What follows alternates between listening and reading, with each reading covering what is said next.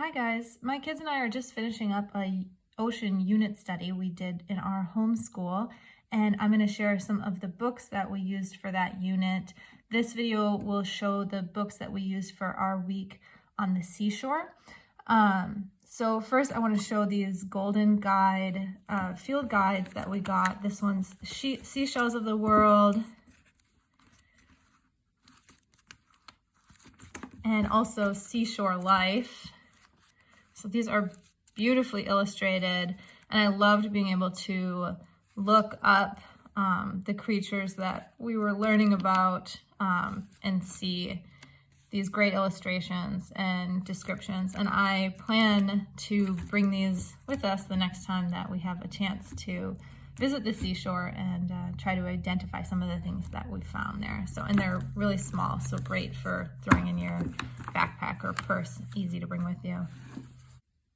And next I have Shells, Shells, Shells by Nancy Elizabeth Wallace. When I looked at the cover of this, I thought that it was going to be a little too juvenile for my kids, but it actually had a lot of nice information about different kinds of shells and the creatures that live inside of them.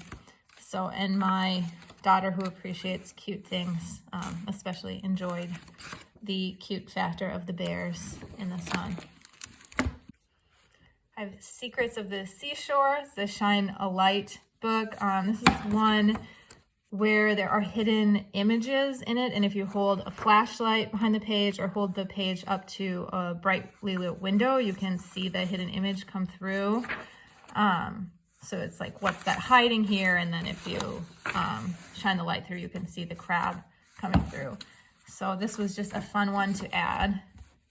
I have Starfish by Edith Thatcher Hurd. This is one of the Let's Read and Find Out Science series books, and I'm a really big fan of that series, so whenever I see one on a topic we're studying, I always get those, and this one's all about starfish and has really beautiful illustrations. It's a level 1, so the information is pretty simple, like early elementary age, but this one is beautiful and fun. And then I have Beachcombing, Exploring the Seashore by Jim Arnosky. This is another author and illustrator that I really like, and we have quite a few of his books in our home library, but we didn't have this one. So this one is kind of like a field guide to the beach of what sort of things you might find washed up on the beach.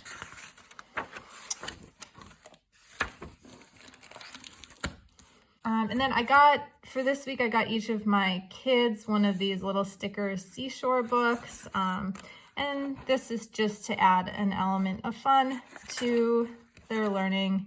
They get to place their stickers. Oh, my son hasn't finished this one yet. With puffins and seals and penguins. Well, these are really cute and just a way to add some fun. Then I checked out the classic House for Hermit Crab by Eric Carle.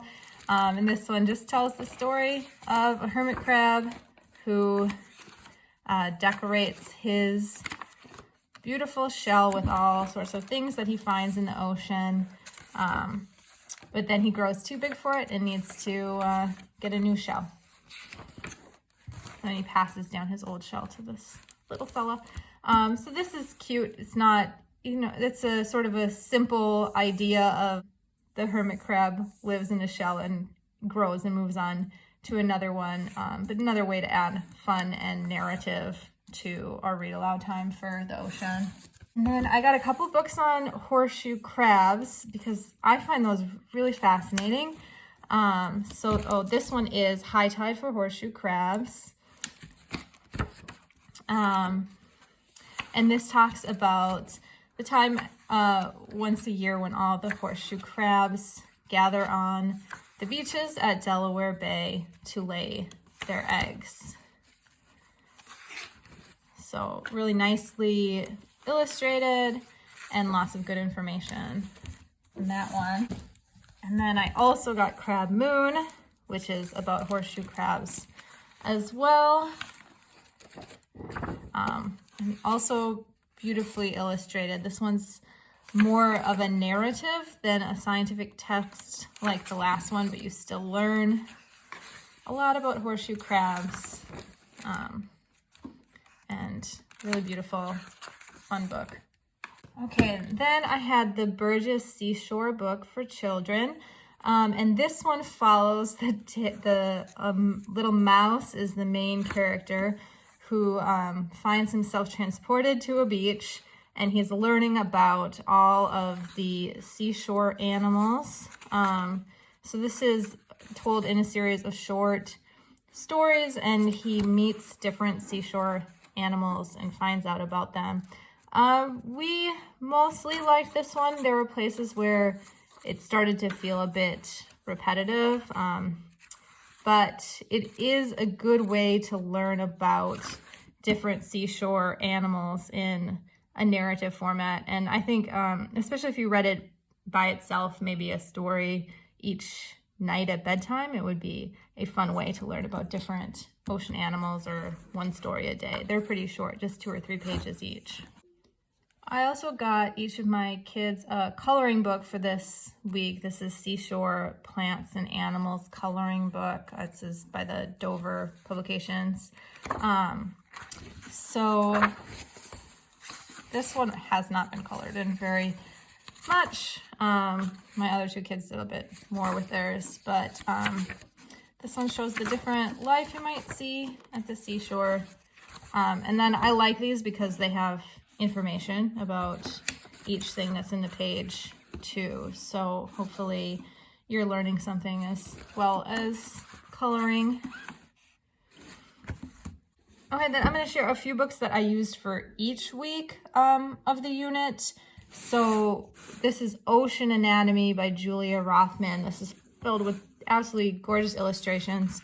So it does have a section all about the beaches here. We have sand and tide pools, shells.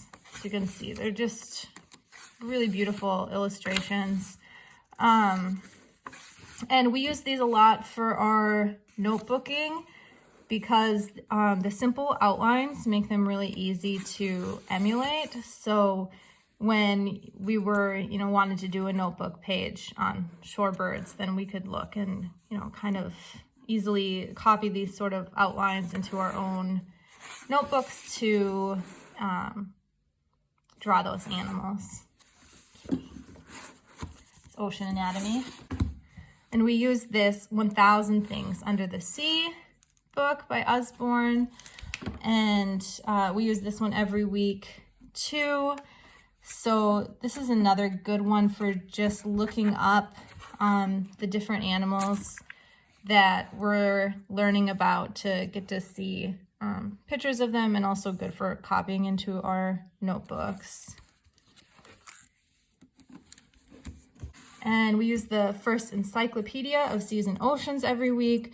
This one's really cool because it's internet linked, so each page, if you go to the website, the accompanying website has a bunch of links that you can follow that have YouTube videos and other internet links on those topics. So we looked at the tides and coasts and seashore life for this week.